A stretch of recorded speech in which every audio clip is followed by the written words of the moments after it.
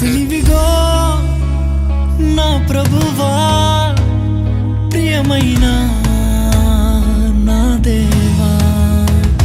మేలులకై స్తోత్రములు, దీవెనకై కృతజ్ఞతలు.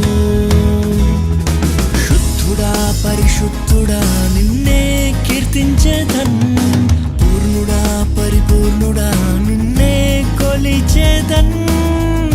ఎంతో ఘనమైనది నీ స్నేహం, వివరింపలేనిది నీ త్యాగం.